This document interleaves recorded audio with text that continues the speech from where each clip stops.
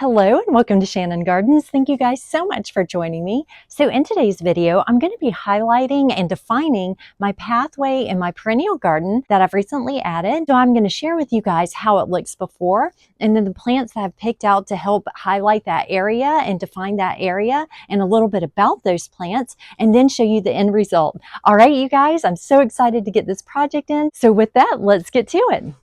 Okay, you guys, so I wanted to share the view that I most often see this pathway from. I am by our seating area, and this is how I most often look at that pathway. And as you can kind of tell, it's a bit ill-defined when looking at it from this view and a little bit dark. So what I was thinking is I'd like to bring some color back there and just loosely define the pathway while keeping with the informal style of our perennial garden. I wasn't looking to do anything formal or have it perfectly symmetrical. I still want it to be that meandering path to the bird feeder as it was originally intended, but just define it a bit more and bring a little bit more color and then pull that color through to the front of the garden as well. So I'm going to lay out my plants and then I will get to planting and share with you guys some of the information on both the coreopsis or tig seed as well as the echinacea or coneflower. All right, you guys, so I'm just going to start laying this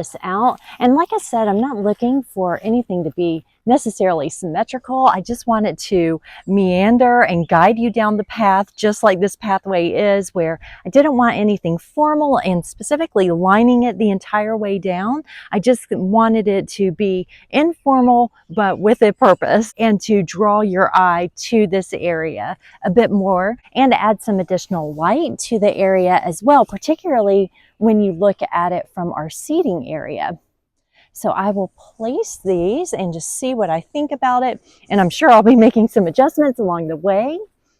Now, luckily, I am wearing gardening overalls today because we've had so much rain here recently that I'm sure today's planting is going to be a bit of a muddy endeavor. So I made sure to wear some pants because I think it's going to be a bit messier than normal. And here we are joined again with the garden snake, and it seems to be making its way to the house where I have found it before. And pretty much, I believe it lives in this retaining wall, so it's probably just going to go right back in there. But it has made its debut again as I've been gardening today.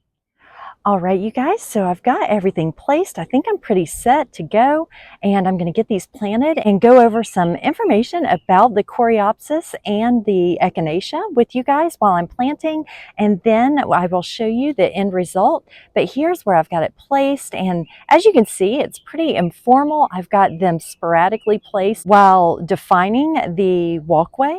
And then on the other side of the pathway, this is where I view it most, I'm pulling through some of that yellow with the echinacea, which I've got placed here and then up here, as well as one more at the top of this hill right here. And I also do have a couple more plants that will be blooming yellow as well. So that'll just help tie in the yellow while still defining the space. And as I mentioned, I do have some yellows that will be blooming here more at the top of the garden as well. And you can see that that yellow continues even through this chartreuse coloring of this grass here.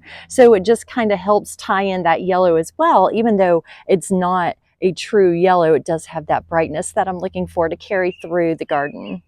All right, I'm going to get these planted and I'll show you guys the end result in a moment.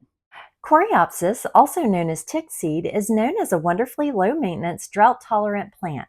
They are long-blooming plants, normally blooming from spring to fall, and come in many different varieties that you can choose from in USDA hardiness zones 2 through 11. You can find coreopsis with flower colors ranging from red, pink, orange, yellow, and white, with varied foliage as well. These plants attract bees, butterflies, and birds to the garden. They are recommended for full sun, although they could benefit from some afternoon shade in areas with very hot summers. They do like well-draining soil. They don't really prefer to be waterlogged and will benefit from deadheading to encourage new flowers. The type of coreopsis I'm planting is called Coreopsis grandiflora double the sun, which has semi-double golden yellow blooms, grows 12 to 14 inches tall and wide, has a long bloom time, and is noted as deer and rabbit resistant, which is great because I have both visitors to my perennial garden. Next is echinacea or coneflower. These plants are noted to be low maintenance, tough perennials that are hardy in zones 3 through 9. They are drought tolerant and can be grown in sun or part sun. There are many varieties of echinacea that come in purple, white, pink, yellow, orange, red, and lavender. Their bloom time is generally summer to early fall, and they attract butterflies, bees, and birds to the garden and are noted to be deer resistant. Unfortunately, the variety of echinacea I purchased was not marked on the container, but this is a close-up of the ones I'm planting today. I absolutely love the color of this flower that is mostly yellow but has a slight orange touch to the color as well. So I have finished, and as you can see, I've got my coreopsis here outlining the informal pathway, and I've got that just carried down through this path, which I'll show you guys from both views. So this is the view here, and as you can tell, it's just informally laid out, which is exactly what I was looking for with my informal garden. So I've got these placed throughout the pathway here. And then I wanted to show you guys from this viewpoint as well. And I really think that adding that yellow is going to help in defining the area here and brighten up this space a little bit, where it tended to look a little darker before, but now it's got those pops of yellow. And as these fill in, it'll define it even more and really stand out in this area. And then I wanted to show you guys this view as well with the echinacea that pulls that color through and really helps to make this more cohesive and have that yellow drawn all the way through to the retaining wall with the use of different plants. And this is more of a yellowy orange, but we've got that there. And then we've got the echinacea there with the coreopsis in the background. And then one more echinacea plant there as well.